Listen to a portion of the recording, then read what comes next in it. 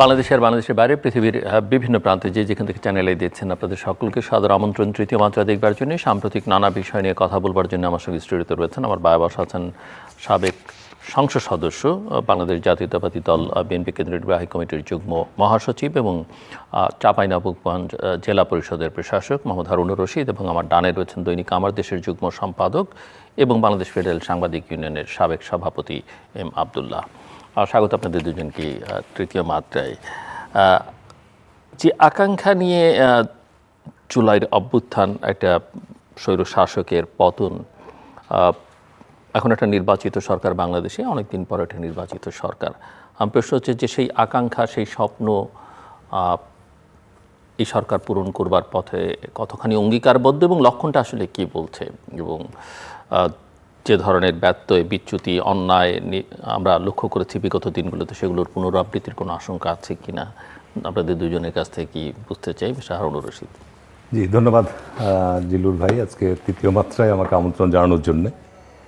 আমি এবং আজকের সহ আলোচক আবদুল্লাহ ভাইকেও আন্তরিকভাবে ধন্যবাদ জানাচ্ছি। অনেকদিন পর আবার তৃতীয় মাত্রার মুখোমুখি। আমি সর্বপ্রথমেই মাননীয় প্রধানমন্ত্রীকে আন্তরিকভাবে কৃতজ্ঞতা ধন্যবাদ জানাচ্ছি যে বাংলাদেশের আপনার দীর্ঘদিনের দাবি গঙ্গা ব্যারেজ বা পদ্মা ব্যারেজ, আমাদের একতরফাভাবে ভারত পানি প্রত্যাহারের ফলে আমাদের নিম্ন অঞ্চল, ভাটির অঞ্চল বিশেষ করে যে ভয়াবহ বিপদের মুখোমুখি আমরা মোকাবেলা করছিলাম দীর্ঘদিন যাবৎ, এবং এটা দীর্ঘদিনের জিয়া রহমানের সময় থেকেই এটা বলে আসা হচ্ছিল যে আমরা গঙ্গা ব্যারেজ, পদ্মা ব্যারেজ নির্মাণ করা জরুরি। নেক থেকে এটি অনুমোদন হয়েছে প্রায় 35,000 কোটি টাকা ব্যয়ে, সম্পূর্ণ জিওবি টাকায়। এটিকে কেন্দ্র করে আমি গত বছর চাঁপাইনবাবগঞ্জে সর্বপ্রথম বাংলাদেশে একটা বড় আপনার দেশ বাঁচাও পদ্মা বাঁচাও এরকম একটা প্রোগ্রাম করেছিলাম, যে পদ্মা বাঁচলে আমাদের কৃষি বাঁচবে, আমাদের দেশের অর্থনীতি মজবুত হবে। আমি এই জন্যই প্রথমেই আজকের আলোচনায় আমি মাননীয় প্রধানমন্ত্রী আন্তরিকভাবে কৃতজ্ঞতা জানাচ্ছি। যদিও এই সরকারের আমি বলবো এইটি সবচেয়ে বড় একটি মেগা প্রজেক্ট এবং সম্পূর্ণ আপাতত আপনার জিওবি নির্ভর, আমাদের নিজস্ব অর্থায়নে পরিকল্পনা রয়েছে। এই জন্য ওনাকে আন্তরিকভাবে কৃতজ্ঞতা জানাচ্ছি। আজকে আসলে গত দীর্ঘদিন যাবৎ আমাদের দেশের যে বিদ্যমান আপনার পরিস্থিতি বিদ্যমান ছিল, সেটা একটা রক্তপাতের মধ্য দিয়ে পরিবর্তন সূচিত হয়েছে। এবং বিএনপি আপনি লক্ষ্য করবেন জন্মলগ্ন থেকেই সবসময় মানে ফ্রম বিগিনিং একেবারে 1975 আপনার 7ই নভেম্বর জিয়া রহমান যখন ক্ষমতায় আরোহণ করেছেন তখন দেশের পরিস্থিতিও ছিল খুবই ভয়াবহ, এবং সেই অবস্থা থেকে তিনি দেশকে একটা জায়গায় নিয়ে গেছিলেন। তারপরে উনি অল্প সময়ের পরেই উনি শাহাদাত বরণ করেন। তারপরে আবার দীর্ঘ 9 বছর বেগম খালেদা জিয়া দেশে গণতন্ত্র প্রতিষ্ঠার জন্য লড়াই করেছেন। উনিও একটা পরিবর্তনের মধ্য দিয়েই দেশে ক্ষমতায় আরোহণ করেছেন। এবং আমি বলবো যে আজকে মাননীয় প্রধানমন্ত্রী তারেক রহমান এমন একটা পরিস্থিতিতে দেশের রাষ্ট্রীয় ক্ষমতায় এসছে সত্যিকার অর্থেই যে এইটি বিগত 15 বছরের যে সব কিছুর যে অবকাঠামো আপনার প্রাতিষ্ঠানিক বলেন, সাংস্কৃতিক বলেন, রাজনৈতিক বলেন, যে অবস্থা দাঁড়িয়েছিল সেটিকে পরিবর্তনের যে অঙ্গীকার নিয়ে আজকে মাননীয় প্রধানমন্ত্রী গত পার্লামেন্টে আমি দেখলাম যে এই প্রধানমন্ত্রীর চেয়ারটি অনেকে মনে করেন যে বেশ আরামদায়ক, খুব উত্তপ্ত। আসলেও তাই, উনি আগুনের উপর বসে আছেন। বাংলাদেশের মতো প্রায় 18-19 কোটি অধ্যুষিত এই দেশের যে অর্থনৈতিক বলেন, রাজনৈতিক বলেন এবং সামাজিক বলেন যে বড় সংকট, এগুলো মোকাবেলা করতে গেলে আমাদের দেশে অবশ্যই স্থিতিশীলতা দরকার, দেশে গণতান্ত্রিক আপনার একটা সহনশীল অবস্থা দরকার, এবং রাজনৈতিক সরকারি দল বিরোধী দলের মধ্যে একটা আপনার জাতীয় ইস্যুগুলোতে ঐক্যমত থাকা দরকার। এইটি আমাদের বিগত 50 বছরে বলবো যে আমাদের রাজনৈতিক অঙ্গনে এটির বড় অভাব ছিল, যে কারণে কিন্তু আমরা জাতীয় এবং রাজনৈতিক ইস্যুগুলোতে আমরা একত্রিত হতে পারি নাই। তো আমরা আশা করি যে আপনার এই একটা নির্বাচনের মধ্য দিয়ে যে নতুন সরকার যাত্রা শুরু করেছে, এটা চ্যালেঞ্জ অবশ্যই আছে। আমাদের এই চ্যালেঞ্জকে উত্তরণ করতেই হবে, এবং এখানে জনগণের যেমন সহযোগিতা রয়েছে, অন্যান্য রাষ্ট্রের আমাদের অঙ্গগুলোকেও পরিপূর্ণভাবে ব্যাপারে সহায়তা করতে হবে। পাশাপাশি আপনার আমাদের প্রতিবেশী রাষ্ট্রগুলোর সাথেও আমাদের সৌহার্দ্যপূর্ণ সম্পর্ক গড়ে তোলার ক্ষেত্রেও আমাদেরকে উদ্যোগ গ্রহণ করতে হবে। তার কারণ শহীদ রাষ্ট্রপতি জিয়াউর রহমান আপনার সার্ক গঠন করেছিলেন যে আমাদের এই অঞ্চলের মধ্যে যদি আপনাদের শান্তি স্থিতিশীলতা নির্ভর করছে আমাদের এই পার্শ্ববর্তী দেশগুলোর মধ্যেও আপনার একে অপরের সাথে সৌহার্দ্যপূর্ণ সম্প্রীতির পরিবেশ তৈরি করা, এটি যদি আমরা করতে পারি সেটা উভয়ের জন্যই লাভবান হবে। কিন্তু যদি এই ক্ষেত্রেও আমাদেরকে কূটনৈতিকভাবে আমাদেরকে পদক্ষেপ গ্রহণ করতে হবে। আসলে এগুলো অনেকগুলো চ্যালেঞ্জ, মানে গত 15 বছর বাংলাদেশের বিশেষ করে পার্শ্ববর্তী দেশের যে এখানে বিগত সরকারের প্রতি যে কর্তৃত্ব বলেন বা পার্শ্ববর্তী সরকারের প্রতি যে আনুগত্য বলেন, সব কিছু মিলিয়ে দেশে যে একটা পরিস্থিতি তৈরি হয়েছিল সেই জায়গা থেকে আমাদেরকে তো বেরিয়ে আসতেই হবে এবং সেটার জন্য আমাদের অবশ্যই কূটনৈতিক উদ্যোগ গ্রহণ করতে হবে। এগুলো অনেকগুলো চ্যালেঞ্জ আছে। আমাদের সরকারের বয়স তো এখন মাত্র আমি করব কয়েক মাস হয়েছে। এর মধ্যে আমি প্রধানমন্ত্রীর যে সমস্ত উদ্যোগগুলো দেখছি, আপনার যে আমাদের খাল খনন কর্মসূচি বলেন, শিক্ষাক্ষেত্রে পরিবর্তন নিয়ে আসার, শিক্ষাক্ষেত্রে একটা বিশৃঙ্খল অবস্থা ছিল, ভয়ানক বিশৃঙ্খল অবস্থা ছিল। তো সেই জায়গাগুলোতে আমি বলবো যে এই প্রথম এই সরকারের অধীনে যে এসএসসি পরীক্ষা অনুষ্ঠিত হয়েছে, আমি বলবো যে আপনার নিঃসন্দেহে এইটা ছাত্রদের কাছে একটা মেসেজ গিয়েছে যে আমাদেরকে পড়ালেখার টেবিলে যেতে হবে, এটার কোনো বিকল্প নাই, এবং শিক্ষাঙ্গনগুলোতে শৃঙ্খলা ফিরিয়ে আনতে হবে। এই জায়গাগুলোর ক্ষেত্রে সরকার কিন্তু আস্তে আস্তে পদক্ষেপ নিচ্ছে এবং এইটা আমি মনে করি যে জনস্বার্থের এই পদক্ষেপগুলো নিঃসন্দেহে আপনার জনগণের কাছে সমাদৃত হচ্ছে এবং মাননীয় প্রধানমন্ত্রী তার যে স্বভাবসুলভ আচরণ দ্বারা উনি যেভাবে চলাফেরা করছে তার মধ্য দিয়ে আমি মনে করি যে স্বাভাবিক কারণে জনগণের মধ্যে তার যে একটা মেসেজটা যাচ্ছে যেন আমাদের সবাইকে মিলে একসাথে কাজটা করতে হবে, তাহলে আমরা দেশের একটা অগ্রগতি বা আমাদের দেশের যে প্রত্যাশা সেদিকে আমরা এগিয়ে যেতে পারবো। বিষয় আব্দুল্লাহ, আমার প্রশ্ন আপনার নিশ্চয়ই ধন্যবাদ। শরণার্থী চ্যানেলের যারা দেখছেন এবং দেখবেন ভার্চুয়াল জগতে সবাইকে শুভেচ্ছা জানাচ্ছি। আমার সহ আলোচক হারুন ভাই আমাদের খুব প্রিয় কাছের মানুষ এবং দিলু ভাই, আপনাদেরকেও শুভেচ্ছা জানাই। দেখুন, এক সপ্তাহ আজকে থেকে এক সপ্তাহের মধ্যে সরকার 3 মাস বয়স পূর্ণ করবে। এই 3 মাস কোনো সরকারের মূল্যায়ন করা বা আশা নিরাশার জায়গা তৈরি হওয়ার জন্য যথেষ্ট সময় নয়। কিন্তু তারপরেও আমরা দেখছি যে সরকার মোটামুটিভাবে অল্প সময়ের মধ্যে অনেকগুলো আশা জাগা নিয়ে বেশ কিছু জায়গা মানুষের মধ্যে মনে আশা জাগানোর অনেকগুলো পদক্ষেপ নিয়েছে। তার পাশাপাশি অনেকগুলো চ্যালেঞ্জের ক্ষেত্রে আমার মনে হয় যে তারেক রহমান সাহেব যিনি প্রধানমন্ত্রী, তিনি যেভাবে চলছেন তার সাথে ঠিক তাল মিলিয়ে অন্য সব যে সরকারের যে অন্য ইনস্ট্রুমেন্টগুলো এগুলো কিন্তু ঠিকঠাকভাবে সেভাবে অনেক ক্ষেত্রে চলছে না। যেটা আমরা যদি সংবাদপত্রে প্রত্যেক দিন চোখ বুলাই বা মিডিয়ার দিকে নজর রাখি, আমরা সবাই হয়তো সেটা স্বীকার করব যে কিছু কিছু ক্ষেত্রে তার যে বার্তাটা, তিনি যে নেতাকর্মীদের, তিনি নিজের জীবনটাকে এবং এই প্রধানমন্ত্রীত্বের এই সংক্ষিপ্ত সময়টাকে তিনি যেভাবে নিজেকে উপস্থাপন করেছেন, সেই বার্তাটা মনে হয় যেন মাঠ পর্যায়ে প্রশাসন বলেন, দলীয় নেতাকর্মী বলেন, এদের মধ্যে ঠিকঠাকভাবে সেটা মনে হয় যেন তারা রিসিভ করতে পারছে না। এই জায়গাটাতে আমার কাছে মনে হয় একটা বড় চ্যালেঞ্জ।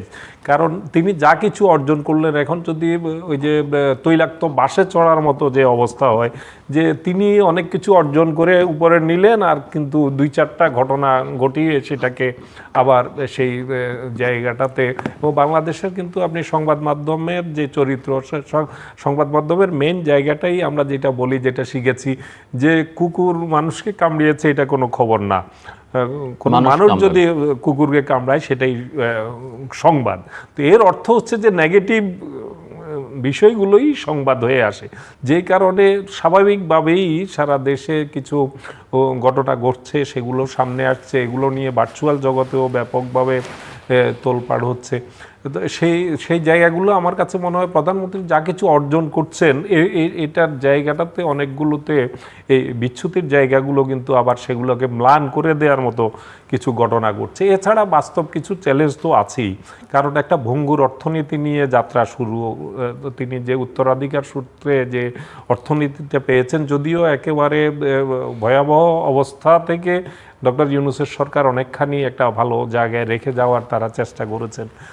যেমন রিজার্ভের জায়গা যদি বলি $14 বিলিয়ন নেমে গিয়েছিল শেখ হাসিনার বিদায়ের জাস্ট আগে। এটা খুবই ভার্নারেবল জায়গা ছিল, যে মানে আমার 3 মাসের মানে আমদানি ব্যয় মেটানোর মতো অবস্থাও ছিল না। তো সেই জায়গাটাতে সেটা প্রায় 3.5 বিলিয়ন 30-35 বিলিয়ন ডলারে নিয়ে গেছেন। তো এই জায়গাগুলোতে তারপরও অর্থনৈতিক যে চাপগুলো, ব্যাংকিং খাত একেবারে ধসে পড়েছে, সেই জায়গাটাতে সেটার দিকে নজর দিতে হচ্ছে।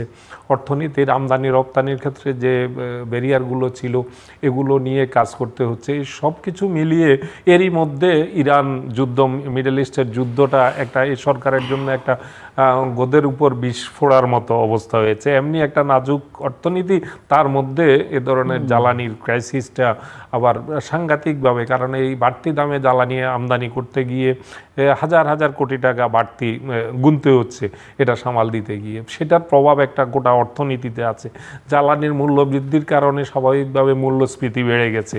যে মূল্যস্ফীতিটি শেখ হাসিনা রেখে গিয়েছিলেন প্রায় 11%, সেটা অন্তর্বর্তী সরকারের সময়ে নেমে এসেছিল 8-এর নিচে। সেখান থেকে আবার সেটা 9 ক্রস করেছে। এটা একটা সামনে বাজেট, এই বাজেটে স্বাভাবিকভাবে বাংলাদেশের মতো দেশে এখানে একটা বাজেট দিলেই কারণে অকারণে মূল্যস্ফীতিটা বাজেটে প্রভাবে বেড়ে যায়। কারণ বাজেটে কিছু নতুন করারও এটা গতানুগতিকভাবেই কিছুটা হয়। আবার এই সরকারের যেহেতু তাদের উন্নয়ন প্রকল্পগুলো বাস্তবায়ন করতে হবে, আমরা জানি যে এই যে পদ্মা ব্যারেজের কথা এসছে, এখানে প্রায় 35,000 কোটি টাকার একটা ইনভলভমেন্ট নিজস্ব ব্যয়ে সেটা করতে হবে। এর বাইরে যে কারণেই হোক বৈশ্বিক পরিস্থিতি, আমাদের রপ্তানি বাণিজ্যটাকে ধরে রাখা, আমাদের মূল যে গার্মেন্টস শিল্প এটার যে এক্সপোর্টটা ধরে রাখার জন্য আমেরিকার সাথে একটা বাণিজ্য চুক্তি করতে হয়েছে। এটা নিয়ে বিশ্লেষণ করতে গেলে সেটা আলাদা বিশ্লেষণ, কিন্তু সেটা করতে হয়েছে, এটার বাস্তবতা হচ্ছে করতে হয়েছে। তা না হলে আমাদের আরও সেই সময়ের প্রেক্ষাপটে হয়তো পরবর্তীতে আদালতের নিষেধাজ্ঞার কারণে এটা একটা জায়গায় এসেছে, কিন্তু তখনকার প্রেক্ষাপটে ওটা করার কোনো বিকল্প ছিল না। তো সেখানেও আমাদের বোয়িং কিনতে হচ্ছে, 40,000 কোটি টাকার বোয়িংয়ের চুক্তি করতে হয়েছে। যে বোয়িং হয়তো বর্তমান সরকার তারেক রহমানের এই সরকার অন্তত সেই বোয়িংয়ের সুফলটা পাবে না, কারণ এই সরকারের মেয়াদ শেষে গিয়ে এই বোয়িংগুলো আসবে।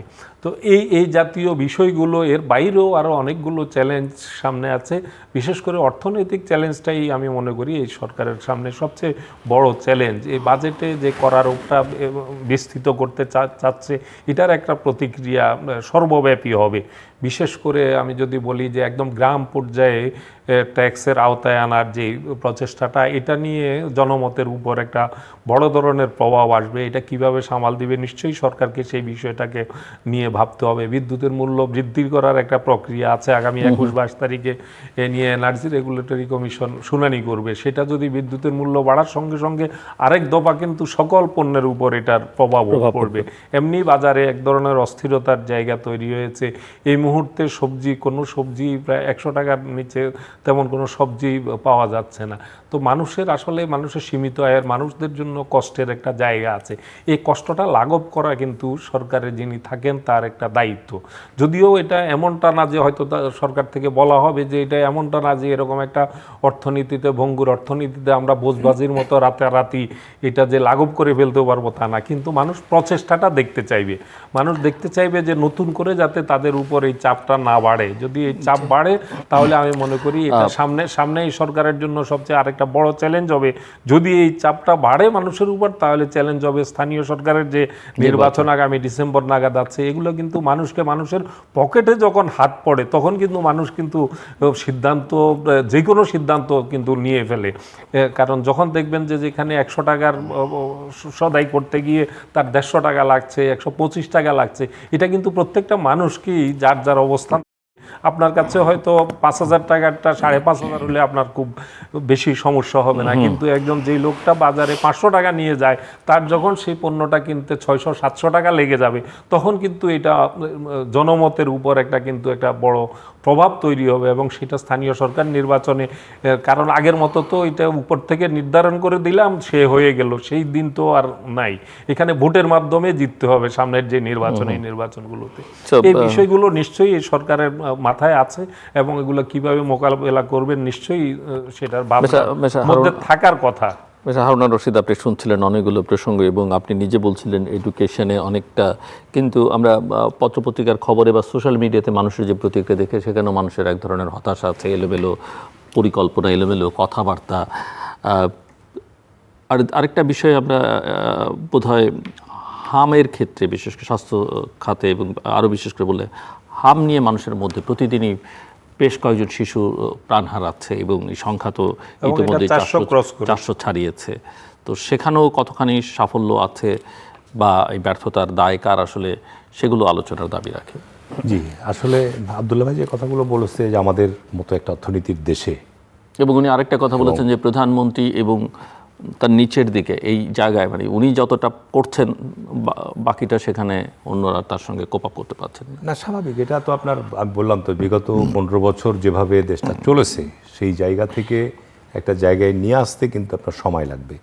ইতিমধ্যে অনেকগুলো প্রতিষ্ঠান তো ব্যাপকভাবে ক্ষতিগ্রস্ত হয়েছে, সেই প্রতিষ্ঠানগুলোকে রিবিল্ড করা লাগছে। সুতরাং সেই জায়গাটাতে আসতে আপনার একটু সময় লাগবে। আমাদের মতো দেশে আপনার বিদ্যুৎ ব্যবস্থার ক্ষেত্রে যেটা বললো যে বিদ্যুতের দাম বাড়তে পারে, কারণ আমাদের দেশে বিগত সরকারের সময় আপনার টোটাল বিদ্যুৎ ব্যবস্থাটা আমদানি নির্ভর হয়েছে। আমাদের দেশে গ্যাস আছে, গত 15 বছরে কোনো গ্যাস খনি আপনার অনুসন্ধান করা হয়নি, গ্যাস উত্তোলনও করা হয়নি, যে কারণে আমাদের দেশে, আমাদের উত্তরাঞ্চলে আপনার কয়লাভিত্তিক যে তাপবিদ্যুৎ কেন্দ্রটা আছে সেটাও আপনার বন্ধ থাকে অধিকাংশ সময় বছরের। এগুলো পরিকল্পিতভাবে, কারণ এগুলো আমাদের নিজস্ব দেশের সম্পদ দ্বারাই কিন্তু পরিচালিত হয়।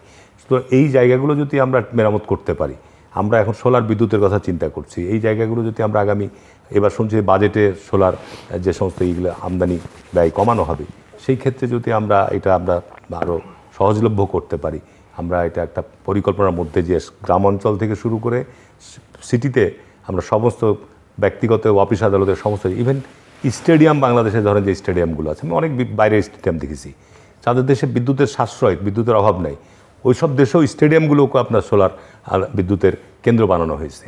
আমাদের দেশে তো 64টা স্টেডিয়াম আছেই, সেখান থেকেও কিন্তু আমি কয়েকশো মেগাওয়াট বিদ্যুৎ উৎপাদন করা যাবে। সুতরাং বিদ্যুতের যে আমাদের ব্যয় বাড়ার পিছনে প্রধানতম কারণই হচ্ছে যে আমদানি, গ্যাস বলেন বা আপনার এলপিজি বলেন, যেটা দিয়ে আমরা বিদ্যুৎ উৎপাদন করছি সেটা আন্তর্জাতিক বাজারে দাম বাড়ছে, প্লাস আন্তর্জাতিক জায়গা থেকে যে আমরা বিদ্যুৎ আমদানি করছি, বিশেষ করে পার্শ্ববর্তী দেশ থেকে, সেখানেও দাম বাড়ছে। এটার কারণে বাংলাদেশে বিদ্যুতের দাম বেড়ে যায়। সুতরাং এটা আমার কীভাবে বিদ্যুতের দাম বাড়লে আপনার স্বাভাবিক কারণেই সমস্ত জনজীবনের উপর একটা প্রতিক্রিয়া পড়বেই। দ্বিতীয়ত হচ্ছে যে করারোপের ব্যাপারে আমি মনে করি যে এটা সরকারকে অত্যন্ত সতর্ক পদক্ষেপ নিতে হবে, কারণ যে আমাদের দেশে গ্রাম পর্যায় পর্যন্ত বা একেবারে তৃণমূল পর্যায় পর্যন্ত কর আদায়ের যে সিস্টেমটা, এটা ডিজিটালাইজ করা লাগবে। আমি শহরের মানুষরা শুধু কর দিচ্ছে, তাও এটা এখনও সব ডিজিটালাইজ হয়নি। এটাকে যদি করতে পারে, করের আওতা যদি আমি বাড়াতে পারি, কর বৃদ্ধি নয়, আমি বর্তমান যে কর রেটটা আছে সেটা যদি আমি আওতাটা সব জায়গায় নিয়ে যেতে পারি, তাহলে কিন্তু সরকার বিপুল পরিমাণ কর আদায় করতে পারবে। তাহলে সেখানে আমাদের একটা আভ্যন্তরীণ সম্পদ আপনার বৃদ্ধি পাবে। দ্বিতীয়ত যেটা বললেন চিকিৎসা ব্যবস্থার ক্ষেত্রে, আমাদের বাংলাদেশের স্বাধীনতার প্রায় 55 বছর হয়ে গেল। খুবই দুর্ভাগ্যজনক যে আজকে চিকিৎসা ব্যবস্থার যে বেহাল দশা, আমি গত 18 সালে পার্লামেন্টে ছিলাম, এটা অনেক কথা বলেছি, কিন্তু সত্যিকার অর্থে এ ব্যাপারে বিশেষ করে আমি বলবো যে ডাক্তারদের যে অ্যাসোসিয়েশনগুলো আছে, ডাক্তারদের জায়গা থেকেই আপনার এই পর্যন্ত কোনো সুনির্দিষ্ট সরকারের কাছে নীতিমালা বা প্রস্তাব দেওয়া হয়নি যে আমরা চিকিৎসা ব্যবস্থার ইমপ্রুভ করবো কী করে।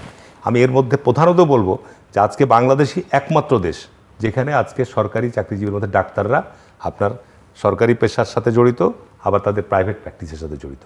এবং আপনি যদি হাসপাতালগুলো, সরকার চেষ্টা করছে যে আজকে হাসপাতালে অন্তত পক্ষে তাদের ওই ডিউটিকালীন সময়টা যেন তারা উপস্থিত থাকে, আপনি দেখবেন যে এখনও তারা সেভাবে নিয়মিত উপস্থিত থাকে না। তো এই কারণে আমাদের সরকারি হসপিটালগুলোর যে অব্যবস্থাপনা তো আছেই, সেই জায়গাটাকে সরকারকে অবশ্যই ঠিক করতে হবে এবং সরকারকে নীতিমালাও নিয়ে আসতে হবে যে এই সরকারি ডাক্তারদের প্রাইভেট প্র্যাকটিস বন্ধ করে। ভারতে নাই, আপনি এই সাবকন্টিনেন্টে কোথাও নাই। তো সুতরাং আজকে আপনি কালকেই বন্ধ করতে পারবেন না, কিন্তু যদি আমি সুদূর প্রসারী পদক্ষেপ নেই যে আমি আগামী 10 বছরের মধ্যে এখন নীতিমালা করলাম, ডাক্তার যাদেরকে আমি এখন নিয়োগ দেবো, শর্ত দিয়ে নিয়োগ দেবো যে তারা প্রাইভেট প্র্যাকটিস করতে পারে, যারা এই শর্তে রাজি হবে তারা আসুক।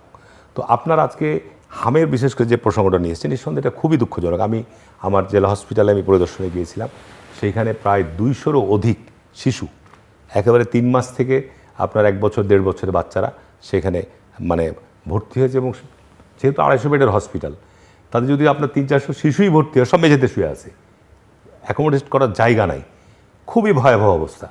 এবং এটার পরিণতিতে আমাদের বাংলাদেশ কিন্তু আমি বলবো যে আপনার এখন তো সরকার একটা সিদ্ধান্ত বিশ্ব নিয়েছে। স্বাস্থ্য সংস্থা থেকে আপনার বাংলাদেশ কিন্তু টিকা প্রদানের ক্ষেত্রে একটা খুব ভালো অবস্থানে ছিল, এবং মোটামুটিভাবে শিশুদের যে একেবারে জন্মের পর থেকেই যে টিকা কর্মসূচিগুলো, আমাদের এই সিস্টেমটা কিন্তু খুবই ভালো ছিল। কিন্তু বিগত প্রায় 20 সালের পর থেকে এই হামের আজকে যে প্রাদুর্ভাব দেখা দিয়েছে, হামের কিন্তু এরকম ভয়াবহ অবস্থা ছিল না। 20 সালের পর থেকে হামের টিকা আমদানি হয়নি, শিশুরা টিকা পায়নি। তার মানে যার বয়স এখন 4 বছর 5 বছর, তারাও আপনার হামের টিকা পায়নি। এখন যারা নতুন জন্ম নিচ্ছে, 9 মাসের আগে হামের টিকা দেওয়া যাবে না। একটা শিশু জন্ম নেওয়ার 9 মাস পর আপনার প্রথম টিকা পাবে। তো সেই টিকার কোনো ব্যবস্থাই ছিল, ইভেন বিগত অন্তর্বর্তীকালীন সরকারও হামের টিকা আমদানি করেনি। এখন কি কারণে করেনি, কেন করেনি, এটা তো তাদের জবাবদিহিতার আওতায় আসা দরকার। এখন সরকার এই অবস্থা হওয়ার পর আমি মনে করি যে সরকার টিকা আমদানি করেছে, এবং টিকা কর্মসূচি কার্যক্রম চলছে একেবারে তৃণমূল হাসপাতাল পর্যন্ত। এবং এটার ব্যাপারে বলছে যে যে সমস্ত শিশুরা বাদ পড়ে গেছে তাদেরকেও আপনার টিকার আওতায় নেওয়া হচ্ছে। আসলে বাংলাদেশে আপনার এই সমস্ত রোগ বালাই যেগুলো, এগুলোর জন্য পরিবেশেরও কিছুটা আমাদের দায়ী। তার কারণ আমরা পরিবেশের ব্যাপারে যত্নশীল না।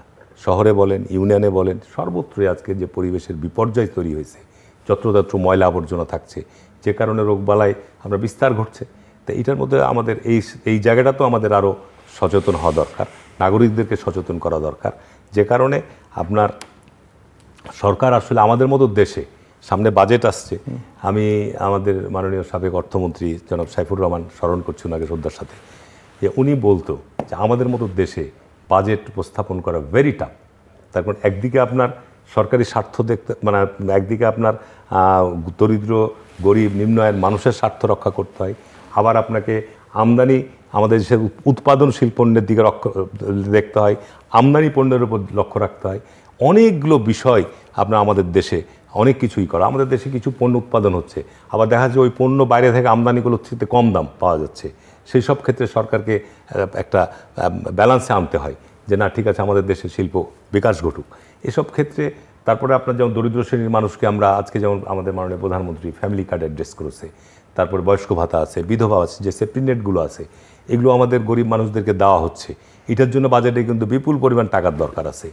পাশাপাশি সরকারি টাকা আনবে কোত্থেকে? তাহলে সরকারের করের জায়গা থেকেও তো আপনার আয়ের ব্যবস্থা করতে হবে। আমাদের আভ্যন্তরীণ সোর্স বাড়াতে হলে তো আর বিশ্বব্যাংকের সাহায্য নিয়ে এসে আর ওয়ার্ল্ড ব্যাংকের ঋণ নিয়ে এসে তো আপনার এগুলো করা সম্ভব না। যে কারণে আমাদের যে সমস্ত পরিকল্পনাগুলো, নিশ্চয় বর্তমান সরকারের প্রথম বাজেট সামনে আমাদের জুন মাসে 7 তারিখে মনে হয় অধিবেশন বসবে, যে বাজেট উত্থাপন হবে, আমরা অপেক্ষা করি। আমি আশাবাদী যে একটা জনবান্ধব বাজেট আগামীতে আসবে, যার মধ্য দিয়ে আমরা চিকিৎসা, শিক্ষার ক্ষেত্রে যেটা বললেন, যে শিক্ষা তো আমাদের বয়স হয়েছে মাত্র কয়েক মাস, শিক্ষা ব্যবস্থার ক্ষেত্রে অটোপাস বলেন, বা যে করোনা গিয়েছে অটোপাস বলেন, তারপরে আপনার শিক্ষাক্ষেত্রে যে বিশৃঙ্খল অবস্থা ছিল, সেই ভয়াবহ অবস্থা থেকে আপনি দ্রুত তো শিক্ষা প্রতিষ্ঠানে এত দ্রুত আপনি একটা জায়গায় নিয়ে আসতে পারবেন না। আজকে আমরা পরিকল্পনা গ্রহণ করে সেটার ফলাফল পাবো আগামী ভাই যেটা বললো, যে আজকে বোয়িংয়ের চুক্তি করলেন 5 বছর পর পাবেন। গঙ্গা ব্যারেজ এই সরকারের আমলে সমাপ্ত হবে না, আর একটা সরকার লাগবে। সুতরাং কিছু কিছু বিষয় আছে যেগুলো আপনার আজকে সরকার পরিকল্পনা গ্রহণ করছে, দীর্ঘমেয়াদী, স্বল্পমেয়াদী, 2 ধরনের চিন্তাভাবনার মধ্যে আছে। স্বল্পমেয়াদীগুলো নিঃসন্দেহে আমাদের স্বল্প, মধ্য, দীর্ঘ, এইভাবে আমাদের পরিকল্পনা করতে হবে। তো এর মধ্য দিয়ে আমি আশা করি যে আগামী বাজেট যদিও চ্যালেঞ্জিং আমাদের দেশের সার্বিক অর্থনৈতিক এবং জীবন ব্যবস্থার ক্ষেত্রে, মানে আমাদের জীবনমান বিভিন্ন শ্রেণীর পেশাকে অ্যাড্রেস করে একটা বাজেট প্রণয়ন করা ভেরি টাফ আমি মনে করি। আমার অভিজ্ঞতা থেকে বলছি, আমি তো পার্লামেন্টে কয়েকবার ছিলাম। তো আশা করি যে আপনার এই বিষয়গুলো সরকার মাথায় রাখবে। বিদ্যুতের, জ্বালানি, এসব বিষয় দাম বাড়া মানে আপনার জনজীবনের একটা দুর্ভোগ আসবে স্বাভাবিক কারণে। আব্দুল্লাহ, বিদ্যুতের কথা আপনি যেটা বলছিলেন, যে বিদ্যুতের এ নিয়ে আমার এখান থেকে কাজ করার কারণে আমি যতটুকু বুঝি, সরকার যে প্রস্তাবটি জ্বালানি মন্ত্রণালয়ের অনুমোদনে এনার্জি রেগুলেটরি কমিশনের কাছে পাঠিয়েছে, সেখানে বলেছে যে 1 টাকা 20 পয়সা বা 1 টাকা 50 পয়সা প্রতি ইউনিটে বাড়ালে পরে তারা 10,000 থেকে 13,000 কোটি টাকা এখানে তাদের ভর্তুকি কমবে। কিন্তু যদি আপনি হিসাব করে দেখেন এটার প্রভাবে যত জায়গায় এটার প্রভাবটা পড়বে তাতে মানুষের পকেট থেকে লাখ কোটি টাকা, এই 10,000 কোটি টাকা সরকার ভর্তুকি কমাতে গিয়ে প্রায় লক্ষ কোটি টাকা প্রতি বছর মানুষের পকেট থেকে চলে যাবে। কারণ একজন মানুষ শুধু ঘরে বিদ্যুতের ইউনিটে বাড়বে সেখানে থাকছে না, সে যে পণ্যটি কেনার জন্য সকালবেলা দোকানে যাবে সেই পণ্যের দাম, বিদ্যুতের দাম যখনই বাড়বে 1 মাসের মধ্যে হয়তো নতুন পণ্য আসবে না, কিন্তু যারা পণ্য উৎপাদন করে তারা কিন্তু বিদ্যুতের দাম বাড়ানোর সঙ্গে সঙ্গে সাবানের দামটা বাড়িয়ে দিবে, তারা ডিটারজেন্টের দামটা বাড়িয়ে দিবে। একই সঙ্গে এটা শিল্প কারখানার যতগুলো পণ্য আছে এগুলো সবগুলোর উপর এটার প্রভাবটা পড়বে। এটা এই যে প্রত্যেকের পকেটে হাত পড়বে, এটার বছরে যদি হিসাব করা হয়, একটা হিসাব গবেষণার আমি এর আগে শেখ হাসিনার আমলের একটা হিসাবের প্রেক্ষিতে বলছি যে এরকম 8 থেকে 10,000 কোটি টাকা সরকার সাশ্রয় করতে গিয়ে লাখ কোটি টাকা কিন্তু মানুষের পকেটের থেকে চলে যায়। তো এই জায়গাগুলো বিকল্প যে পন্থাগুলো আছে, ধরেন আমি একটা উদাহরণ দিই, বিদ্যুৎ প্রতি বছর আমরা পিডিবির মাধ্যমে 10,000 কোটি ইউনিট বিদ্যুৎ সরবরাহ করা হয় সারা দেশে গ্রাহকদের মধ্যে প্রায় 4.5 কোটি গ্রাহকের কাছে বিদ্যুৎ সরবরাহ করা হয়, বিক্রি করা হয় 10,000 কোটি ইউনিট। এটা কিনে তারা, পিডিবি কিনে ডিস্ট্রিবিউশন কোম্পানিগুলোর মাধ্যমে দেয়। এই কেনা আর বেচার মাঝখানে 330 কোটি ইউনিট বিদ্যুৎ গায়েব হয়ে যায়। না, এটা মানে যে বিদ্যুৎটা কিনে আনলো আর যেটা বিক্রি করলো মাঝখানে 330 কোটি ইউনিট বিদ্যুতের কোনো হিসাব নাই, এটার বিলিং হয় না। বিদ্যুৎ কি এমন জিনিস যে পকেটে করে কেউ চুরি করে নিয়ে যাওয়ার মতো জিনিস?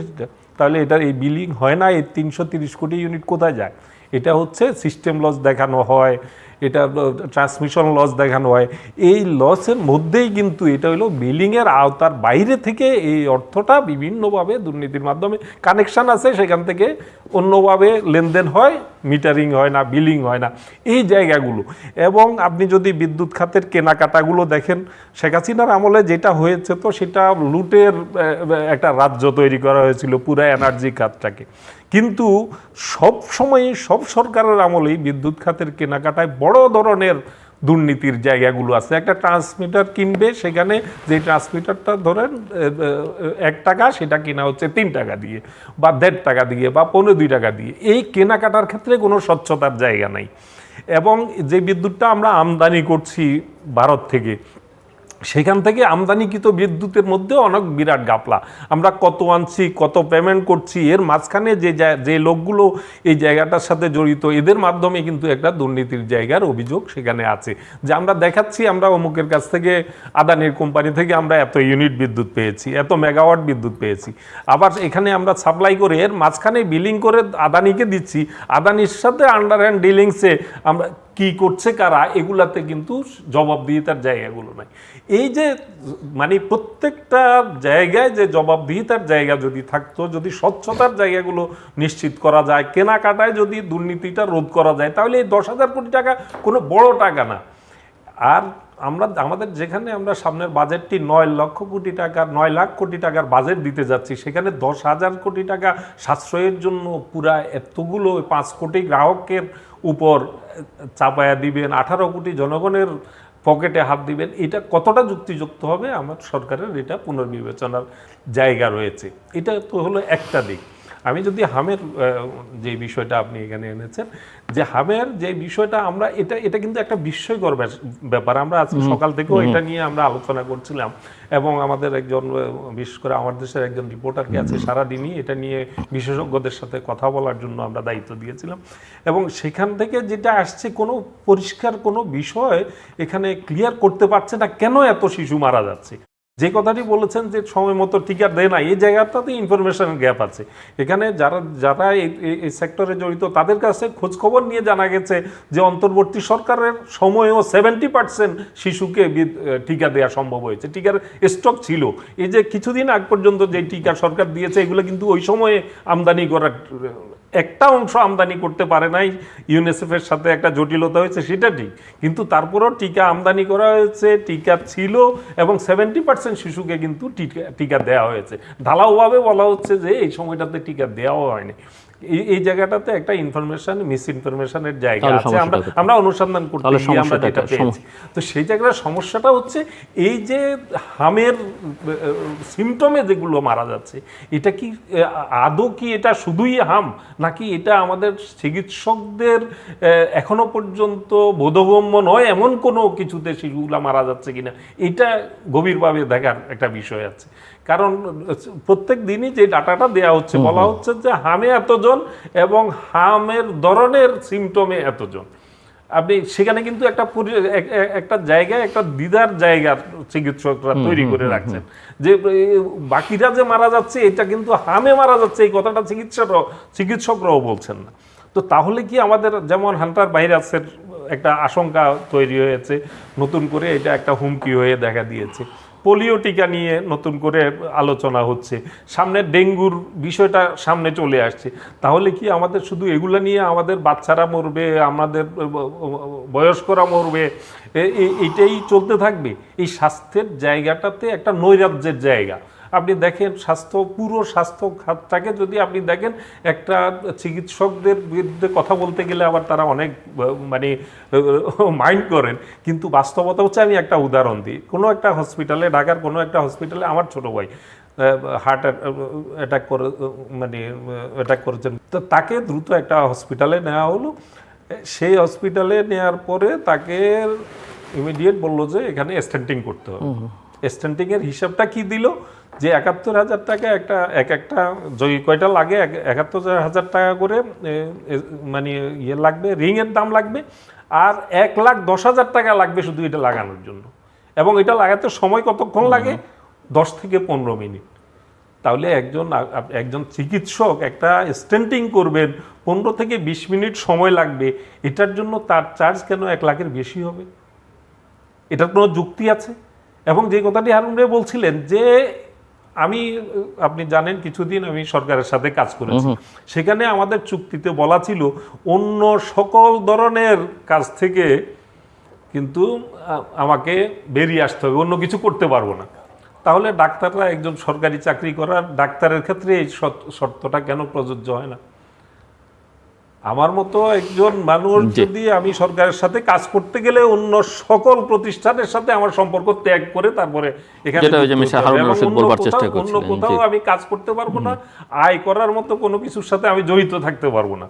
তাহলে একজন চিকিৎসক সরকারি চাকরি করে তিনি কেন তার সরকারি চাকরির সময়েও তিনি বাইরে কাজ করছেন, আর এর বাইরে তো অফিস আওয়ারের বাইরে তো করছেন, এবং সেটা তাদের ইনকাম এবং তাদের যে চার্জ, এটা কত বেশি? আপনি 3 মিনিট 5 মিনিট সময় দেন, তাকে দিতে হবে ২,০০০ টাকা। একটা হসপিটালে, বেসরকারি হসপিটালে আমার ছেলেকে নিয়ে গেছিলাম, ২,০০০ টাকা চার্জ, সময় দিলেন 3 থেকে 4 মিনিট। হারুন রশিদ জি, আব্দুল্লাহ ভাই বিশেষ করে বিদ্যুৎ নিয়ে অনেকক্ষণ কথা বলেছেন। আসলে তো গত সরকারের আমলে প্রায় 15 বছর বিদ্যুতের উপর পার্লামেন্ট থেকে যে বিল পাস করা হয়েছিল, ইন্ডেমনিটি বিল, যেটা নিয়ে কোনো প্রশ্ন করা যাবে না, তো স্বাভাবিক কারণে বাতিল করে দিয়েছে। সেই কারণে গত 15 বছরে যে ক্ষেত্রে হরিলুট হয়েছে, কুইক রেন্টালের নামে বলেন, এই বিভিন্ন এর মাধ্যমে, সেটা সরকার এসে কিন্তু বন্ধ করেছে। এখন সারা বাংলাদেশে কুইক রেন্টাল, যে বিদ্যুতের ক্রাইসিস টাইমেও কুইক রেন্টাল এখন চালু নাই। দ্বিতীয়ত হচ্ছে যে কেনাকাটার ক্ষেত্রে বিগত সরকারের আমলে যে প্রকিউরমেন্ট রুল ছিল, সেটা কিন্তু এখন আগের যে প্রকিউরমেন্ট রুলের মধ্যে আপনার একদম হাতে গোনা চিহ্নিত একদম সিস্টেম করা ছিল যে এই % রেট, তাদের আপনার টার্নওভার, তাদের ব্যাংক লিকুইডিটি কেমন ভালো, তারাই কাজ নিয়ে গেছে, সব মন্ত্রী বসে বসে আপনার সিলেকশন করে দিয়েছে। সেই জায়গা থেকে কিন্তু অলরেডি এখন বাড়ি এসছে প্রকিউরমেন্ট রুলের মধ্যে। আপনার ইজিপি টেন্ডার এখন ইজিপি টেন্ডারের মধ্যে আপনার এখন LTM আর OTM, এখানে আপনার 10% বার বা 5% বার কিছু নাই, কম্পিটিশানে আপনি যাচ্ছেন, এবং 100% ইজিপিতে টেন্ডার, ঠিক আছে, এখানে নেগোসিয়েট করারও কোনো সুযোগ নাই। তো এই জায়গাগুলোতে অনেকখানি আপনার এই সরকার দায়িত্ব নেওয়ার পর এগুলো কিন্তু প্রকিউরমেন্ট রুলের অনেক কিছু চেঞ্জ করেছে, অনেক কিছু চেঞ্জ করেছে। কিন্তু আমি এখানে আপনাকে একটু যোগ করি, আপনাকে একটু সহযোগিতা করি।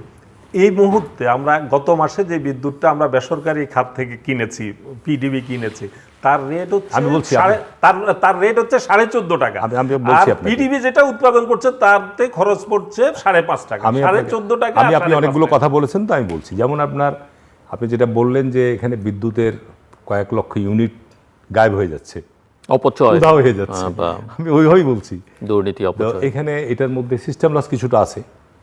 বিদ্যুৎ তো আপনার তারের মধ্য দিয়ে যায়, কিছু সিস্টেম লস আছে। আর বাকি আপনার এখনও, যদিও সারা বাংলাদেশের অধিকাংশ জায়গায় ডিজিটাল মিটার স্থাপন হয়েছে, আমাদের গ্রাম পর্যায়ে পর্যন্ত ডিজিটাল মিটার আপনার স্থাপিত হয়েছে, সেইখানে কিন্তু বিদ্যুৎ চুরি রোধ হয়েছে, সেখানে বিদ্যুৎ চুরি 100% রোধ হয়েছে। কিন্তু এখন আমরা পুরোপুরি করতে পারিনি, সুতরাং এটা বিদ্যুৎ চুরি রোধের জন্য ডিজিটাল প্রযুক্তি আপনাকে প্রয়োগ করতেই হবে।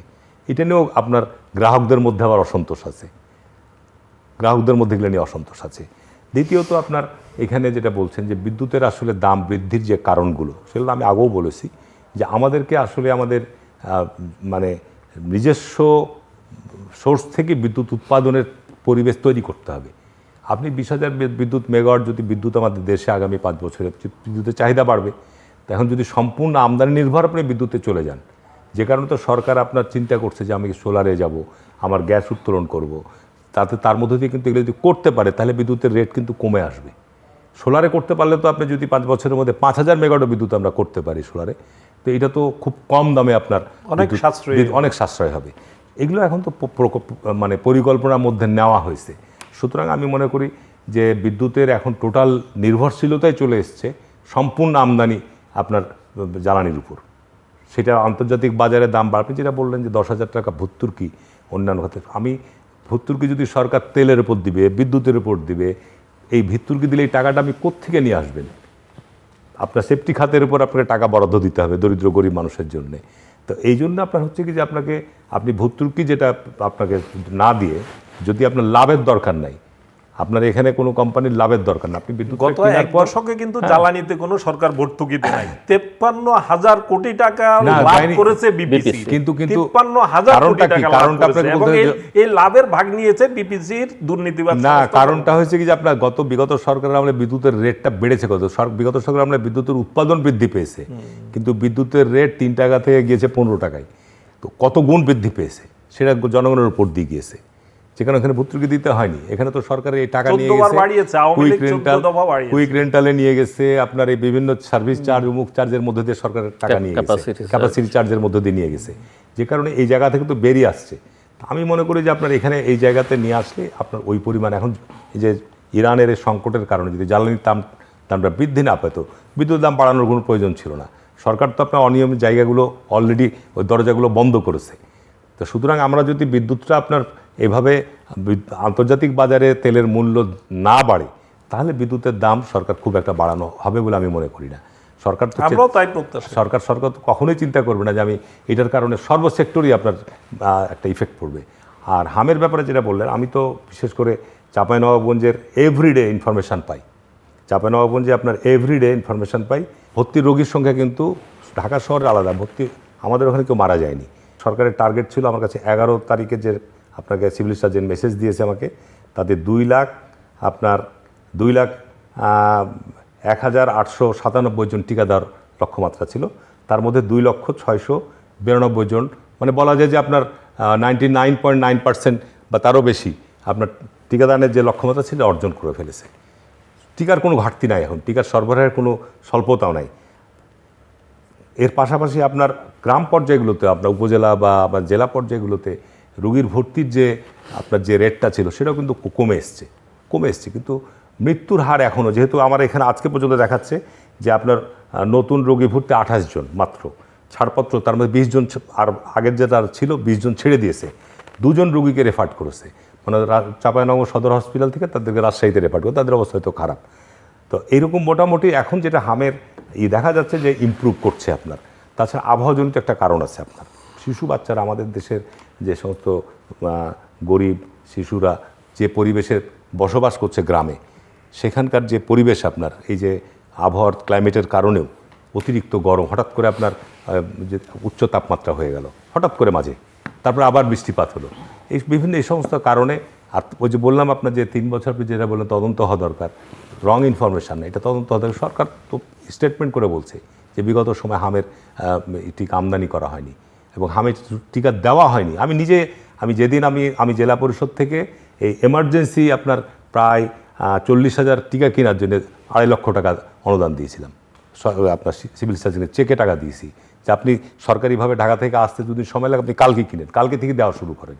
এবং যে কারণে আপনার এই ক্ষেত্রে আমরা মোটামুটিভাবে এই শিশুরা তো আমাদেরই সন্তান, আপনার এদেরকে বাঁচানোর জন্য যেটুকু সরকারের করার পক্ষে সম্ভব সেটা চেষ্টা করা হচ্ছে। সরকার করছে না, আমি এটা কিন্তু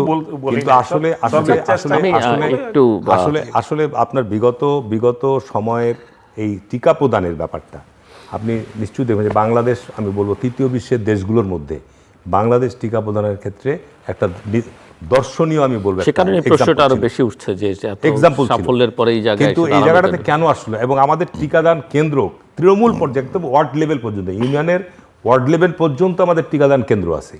অর্থাৎ আপনার যে টিকাগুলো শিশুদের জন্মের পর থেকে যে টিকাগুলো, তাদেরকে কিন্তু শহরের হাসপাতালে আসা লাগে না, কিন্তু এই জায়গাটা মাঝে ব্রেক করেছে। সো এখানে আরেকটা প্রশ্ন, যেহেতু আমরা এটাই সম্ভবত আমাদের শেষ রাউন্ড, যেহেতু জন আকাঙ্ক্ষার কথা বলেছিলাম, আমি অভ্যুত্থানের কথা বলেছিলাম, রাষ্ট্র কাঠামোর এক ধরনের আমূল পরিবর্তন সংস্কারের একটা আকাঙ্ক্ষা ছিল। তো বিএনপি বলছে যে তারা সেই জায়গায় অঙ্গীকারবদ্ধ, অন্যরা বলছে যে না, বিএনপি তার অঙ্গীকার থেকে অনেকখানি সরে গেছে। আপনার কাছে কি মনে হয়, বা এই ব্যাপারে আপনি কতখানি আশা পাচ্ছেন? এই অঙ্গীকার থেকে বিএনপি সরে যাওয়ার কোনো সুযোগ আছে বলে আমি মনে করি না। কারণ এই পরিবর্তিত বাংলাদেশে জনগণের আকাঙ্ক্ষাকে উপেক্ষা করে কোনো সরকারের পক্ষে আর এই বাংলাদেশে কন্টিনিউ করা কঠিন হয়ে যাবে যে কোনো সরকারের জন্যই, যত জনপ্রিয় সরকারই হোক না কেন। জন আকাঙ্ক্ষাকে তুচ্ছতাচ্ছিল্য করে কেউ এদেশে শান্তিতে দেশ চালাতে পারবে না। এবং তারেক রহমান রিপিটেডলি বলেছেন যে আমরা যে সই করেছি, দুলাই সনদ যেটা সই করেছি, সেটা অক্ষরে অক্ষরে আমরা বাস্তবায়ন করব। এই জায়গাটাতে তো আমাদের আশাবাদের জায়গা নিশ্চয়ই আছে। আমরা আশা করছি যে আগামী বাজেট অধিবেশনে কিছু কিছু বিষয় যেগুলো নিয়ে বিতর্ক চলছিল, যেমন বিচার বিভাগের নিয়ে উচ্চ আদালতের যে স্বাধীনতার জায়গা, সচিবালয়ের জায়গা, যেগুলো অধ্যাদেশ আইনে রূপ না দেওয়ার কারণে বিতর্কের জায়গা তৈরি হয়েছে, তারা বলেছেন যে এগুলো আশ্বস্ত করেছিলেন যে এটা পর্যালোচনা করে আরও ভালোভাবে সেটা আইন আকারে এটা বাস্তবায়ন করা হবে। আমরা আশা করছি আগামী অধিবেশনে হয়তো সেটার একটা সুরাহা হবে। কিন্তু যে জায়গাটাতে বিরোধটা তৈরি হচ্ছে সেটা হলো বিরোধী দল, যে 11 দলীয় জোট বা জামাতের নেতৃত্বে জোট আছে, তারা যেটা গণভোটের রায় বাস্তবায়নের যে জায়গাটা, তারা মুভমেন্টের হুঁশিয়ারি দিচ্ছে, তারা কর্মসূচি পালন করছে। এই জায়গাটাতে তো দুই পক্ষের একটা দূরত্বের জায়গা আছে। বিএনপি যখন এই জুলাই সনদ নিয়ে ঐকমত্য কমিশনে যখন আলোচনা হয়, সেই জায়গাটাতে তারা তাদের কিছু নোট অফ ডিসেন্ট দিয়েছে। নোট অফ ডিসেন্টের বাইরে বাকিগুলো তারা বাস্তবায়ন করবে। এই জায়গাটাতে এখনো পর্যন্ত বিএনপি আছে। নোট অফ ডিসেন্ট বড় দাগে আছে কোথায়? বিশেষ করে পিআরটা এখানে বড় ফ্যাক্টর হয়ে গেছে। সেটা হচ্ছে পিআর সিস্টেমটা উচ্চকক্ষটা করতে চাচ্ছে, বিএনপি করতে চাচ্ছে উচ্চকক্ষটা হবে সংসদে আসনের ভিত্তিতে, আর বিরোধী দল চাচ্ছে যে ভোটের যে দল যতটা ভোট পেয়েছে ভোটের পার্সেন্টেজ অনুযায়ী। এই মূল বিরোধটার জায়গা এটা। এখন এখানে একটা যুক্তির জায়গা হচ্ছে যে বিরোধী দলের যুক্তিটা হচ্ছে যে যদি আমরা সংসদের আসনের হারাহারিভাবে করি, সেটা তো সংরক্ষিত মহিলা আসনের মতো হয়ে গেল। তো তাহলে তো সেখানে একই বিষয় দাঁড়াবে। উচ্চকক্ষের যে ভূমিকাটার জন্য উচ্চকক্ষটা করা, সেটা ইফেক্টিভ কোনো ভূমিকা উচ্চকক্ষ রাখতে পারবে না। এটাতে কিন্তু একটা যুক্তির জায়গা, আপনি যেভাবে উপেক্ষা করার সুযোগ কম। কিন্তু যদি ভোটের সংখ্যার দিক থেকে হয়, কিন্তু এবারে বিএনপির যে ভোট সংখ্যা আছে তাতে বিএনপির জন্য এবারের জন্য অন্তত পক্ষে আমি কোনো ঝুঁকির জায়গা দেখি না। যদি ভোটের পার্সেন্টেজ অনুযায়ীও উচ্চকক্ষ করে, তাহলে ভোটের বিএনপি এবং বিরোধী দলের মধ্যে, ক্ষমতাসীন দল এবং বিরোধী দলের মধ্যে ভোটের যে পার্থক্যটা, তাতে কোনো ঝুঁকির জায়গা এখানে তৈরি হয় না। তাহলে সেই জায়গাটাতে যেতে সমস্যা আছে বলে আমি মনে করি না। যদি উচ্চকক্ষটাকে সত্যিকার অর্থে ইফেক্টিভ একটা জায়গায় নিতে হয় তাহলে ভোটের ভিত্তিতে, না হলে আসলে এই সংসদের আসন অনুযায়ী হওয়া মানে হচ্ছে যে সংরক্ষিত মহিলা আসনে আমি কিছু লোককে পছন্দ করে দিলাম, তো সেই লোকগুলো তো ওখানে দ্বিমত করার কোনো সুযোগ নাই, উচ্চকক্ষ হোক, তাহলে আর উচ্চকক্ষ গঠনের কোনো যে কার্যকারিতার জায়গাটা সেটা নাই। এর বাইরে যে জায়গাগুলো বিএনপির সাথে দ্বিমত আছে, যেমন দুই মেয়াদের বিষয়টা তো মেনে নিয়েছে, কিন্তু বিএনপি দ্বিমত করেছিল যে 2 মেয়াদের পরে 1 মেয়াদ গ্যাপ দিয়ে আবার হতে পারবেন, এই জায়গাটা। আরেকটা বড় জায়গা আছে যেটা বিএনপি মানতে পারছে না, সেটার যৌক্তিক কারণও আছে আমি মনে করি, সেটা হচ্ছে যে সরকার প্রধান আর দলের প্রধান এক হবেন না, এই জায়গাটাতে বিএনপি যেতে পারছে না। আর বাংলাদেশের মতো দেশে এখনো রাজনীতিটা যে পর্যায়ের, এ ধরনের পদক্ষেপ আসলে একটুখানি ঝুঁকিপূর্ণ, এটা বলতেই হবে। কারণ সরকার প্রধান আর দলীয় প্রধান একই জন আছেন, তাতেই তো দলের কাছে সঠিকভাবে দলকে মানে এখনো পর্যন্ত আমরা সরকার প্রধান এক পথে চলছেন, দল আরেক পথে চলছে, অনেক ঝুঁকির জায়গা। এখন এই জায়গাটাতে যদি আলাদা হয়ে যায়, এটার ঝুঁকিটা আরো, বিশৃঙ্খলার জায়গাটা আরো বাড়বে। এই জায়গাটাতে বিএনপির মতের সাথে আমি এখনো পর্যন্ত আমি ব্যক্তিগতভাবে আমি একমত যে না, এটা এখনই এটা এই জায়গায় যাওয়ার মতো বাংলাদেশে এখনো সেই পর্যায়ে বাংলাদেশের পলিটিক্যাল কালচার যায় নাই, রাজনৈতিক কালচারটা সেই জায়গায় গেলে হয়তো একটা সময় সেটা করা সম্ভব। হারুনুর রশিদ। জি, আসলে এগুলো নিয়ে তো আপনার দীর্ঘ আলোচনা হয়েছে। অন্তর্বর্তীকালীন সরকারের সময় দীর্ঘ 1.5 বছর নির্বাচনকে বিলম্বিত করা বলেন, নির্বাচনকে এইভাবে নিয়ে যাওয়ার পিছনে তো অন্তর্বর্তী সরকারের একটা প্ল্যান ছিল। যাই হোক, নির্বাচন হয়েছে এবং জুলাই সনদে স্বাক্ষর করেছে 31টা রাজনৈতিক দল। তো জুলাই সনদে স্বাক্ষর দিয়েছে, সেটা নিয়ে বিএনপির কোনো দ্বিমত নাই। জুলাই সনদের বিষয়ে পরিষ্কার বলেছে, আমরা জুলাই সনদে যেটা স্বাক্ষর করেছি আমরা সেটা অক্ষরে অক্ষরে বাস্তবায়ন করব ধারাবাহিকভাবে, সময় তো প্রয়োজন আছে আপনার, সেটার ব্যাপারে দ্বিমত নাই। আর এখানে যেটা বিভ্রান্তি ছড়াচ্ছে গণভোট নিয়ে কিন্তু আমাদের আগাগোড়ায় আপত্তি ছিল। তারপর সংবিধানে এখন গণভোটের কোনো ব্যবস্থা নাই। এখন গণভোট করেছেন একই দিনে।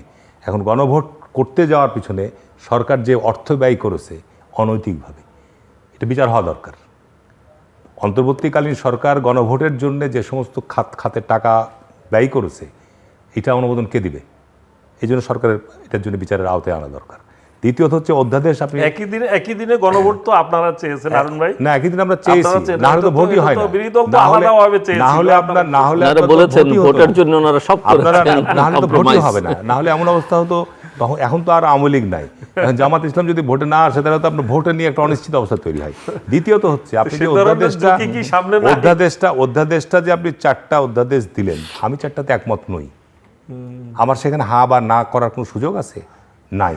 এটা একটা পিকুলিয়ার টাইপের গণভোট হয়েছে, যেটা অতীত আপনার জিয়া রহমানের সময় হয়েছে। বিতর্ক বিশ্বব্যাপী এই ধরনের উদাহরণ আছে যে অনেকগুলো বিষয়কে প্যাকেজ আকারে গণভোটের আরো উদাহরণ আছে। দ্বিতীয় হচ্ছে যে এইটা নিয়ে আপনি যদি রাষ্ট্রপতি জিয়াউর রহমানের আমলের কথা বলি, আব্দুল ভাই তাহলে তখন তো 19 দফার উপর গণভোট, 19 ভোটের উপর আপনার যেটা 19 দফা উনি প্রচারে গিয়েছেন, কিন্তু 19 দফার উপরে কিন্তু গণভোট হয়নি। হ্যাঁ, এখন বিষয়টা হচ্ছে যে আপনার যে এই আদর্শটা, উনি প্রচার প্রচারণা করেছেন, 19 দফা ছিল, উনি 19 দফা প্রচার প্রচারণায় গিয়েছেন, যেটা বিএনপির দর্শন বা বিএনপির আপনার এই এটা কিন্তু অনেক বড় বিতর্ক। বিষয়টা হচ্ছে যে আপনার এখানে অধ্যাদেশ যেগুলো বাতিল হয়েছে, আপনি 1 নম্বর হচ্ছে জুলাই সনদ নিয়ে আমাদের কোনো বিতর্ক নাই। আমরা জুলাই সনদ পরিষ্কার বলেছেন, আমাদের মুখপাত্র হিসেবে জনাব সালাউদ্দিন আহমেদ প্রতিনিধিত্ব করেছেন, উনি স্পষ্ট এখনও বলছেন যে আমরা জুলাই সনদ বাস্তবায়ন করব। দ্বিতীয়ত হচ্ছে অধ্যাদেশ যেগুলো আইন আকারে বাতিল হয়ে গেছে, সেগুলো যেমন মানবাধিকার কমিশন আছে, পুলিশের আছে, বিচার বিভাগের আছে, এই জায়গাগুলোকে আরও আলাপ আলোচনার মধ্যে স্ট্রেনথেন করা হবে। ওই সময় তারা একরকম চিন্তাভাবনা করেছে। এখন সরকার চালাতে গেলে আপনি যেমন বললেন যে একই ব্যক্তি দলের যে প্রেসিডেন্ট, এটা বাংলাদেশের শুধু না, পৃথিবীর সমস্ত জায়গায় প্রায় একই রকম ট্র্যাডিশন যে দলের প্রধানরাই সাধারণত আপনার সংসদ নেতা হয়। তো এইটার ক্ষেত্রে আপনি আইন করবেন যে না এটা হওয়া যাবে না, এটা তো আমি মনে করি ঠিক না। সংসদ নেতা কে হবে না হবে সেটা সংসদ সদস্যরা সিদ্ধান্ত গ্রহণ করে, হতে পারে সংসদ নেতার বাইরেও, দলের প্রধানের বাইরেও কেউ হতে পারে, সেটা যে করা যাবে না সেটা আপনি আইন করে বন্ধ করবেন কেন আপনি? এটা একটা বিষয়। আর দ্বিতীয় বিষয় হচ্ছে যে আপনার বিরোধী দল তো রাজনীতি থাকতে হবে, যেটা আপনি প্রথমেই বলছিলেন যে এখন সংবাদপত্রের নিউজ প্রকাশের জন্য নেগেটিভ নিউজ কী করতে হবে। এখন বিরোধী দল আপনার যেভাবেই হোক নির্বাচনে এখন একটা বিরোধী দল তো তৈরি হয়েছে, এখন বিরোধী দলের এই বক্তব্য ছাড়া জনসংশ্লিষ্টতা নিয়ে আলোচনা কয়টা জায়গাতে হচ্ছে? এই জুলাই সনদ অধ্যাদেশ এগুলো নিয়ে আলোচনা করছে, কিন্তু আমাদের যে জাতীয় সংকট বা জাতীয় যে বিষয়গুলো আমাদের করা দরকার সেগুলো বাদ দিয়ে আপনি ওটা নিয়ে এটার সাথে জাতীয় স্বার্থ সংস্থা পিআর নিয়ে বলছেন। আমি পিআরের ঘোর বিরোধী। আমাদের মতো দেশে যদি আপনি পিআর সিস্টেমে যেতে যান, ঝুলন্ত পার্লামেন্ট হবে। আর দ্বিতীয়ত হচ্ছে, যদিও আমাদের 31 দফার মধ্যে আপনার উচ্চকক্ষের বিষয়টি রয়েছে, আমাদের দেশের মতো উচ্চকক্ষ আসলে কতটুকু প্রয়োজনীয়তা আছে এবং এটা তৈরি করতে গেলে এটার জন্য যে বাজেট ব্যয় হবে প্রতি বছর, এর প্রয়োজনীয়তা কতটুকু, এর কাঠামোটা কতটুকু হবে, সেই জিনিসগুলো কিন্তু ভাববার ব্যাপার আছে। সেই জিনিসগুলো ভাববার ব্যাপার আছে। সুতরাং এটা যে আমি বলছি না যে এটা এখনই করতে হবে বা করা যাবে না তা না, কিন্তু এই জন্য আমার মনে হয় যে এগুলো এখন একটা আমরা সংকটময় সময় অতিক্রম করছি। এই সংকটময় সময় এখন আমাদের ঐক্যের দরকার। এই সংকটটা কাটিয়ে উঠতে দেন, দেশে গণতান্ত্রিক একটা যাত্রা শুরু হয়েছে, এটা একটা জায়গায় আমরা দাঁড় করাতে পারি, তাহলে ইনশাল্লাহ এগুলো আপনার আস্তে আস্তে সমাধানের দিকে যেতে পারবো। দর্শক অনুষ্ঠানের শেষ প্রান্তে আমরা সামাজিক যোগাযোগ মাধ্যম ফেসবুক, এক্স এবং ইউটিউবে তৃতীয় মাত্রা লাইভ স্ট্রিম হচ্ছে, আপনারা দেখতে পারেন। টেলিভিশন পর্দায় দেখতে না পারলে যে কোনো সময় যে কোনো স্থান থেকে ইউটিউবে তৃতীয় মাত্রা চ্যানেলটি সাবস্ক্রাইব করে এই পর্ব বা পুরোনো পর্বগুলো আপনারা দেখতে পারেন। মিস্টার আব্দুল্লাহ এবং মিস্টার হারুন রশিদ, অসংখ্য ধন্যবাদ এই আলোচনায় অংশ নেবার জন্য। দর্শকের কথা ঠিক যে দেশে একটা বড় সংকট আছে এবং তার জন্য জাতীয় ঐক্য দরকার। তার চেয়ে তো বড় কথা হচ্ছে যে কোনো বিষয়ে, সেটা রাজনৈতিক হোক, অর্থনৈতিক হোক, উন্নয়ন হোক, জনগণকে বিবেচনায় নেওয়া, আস্থায় নেওয়া এবং সবার উপরে রাখা, জনগণের অংশগ্রহণটাকে নিশ্চিত করা। সেটা যদি আমরা করতে পারি, আমাদের রাজনীতিবিদদের মতো মাথায় যদি সেটা থাকে, তাহলে অনেক রকমের সমস্যার সমাধান অনেক সহজতর হবে। আমাদের সঙ্গে থাকবার জন্য অসংখ্য ধন্যবাদ। আপনাদের সবার জন্য শুভকামনা।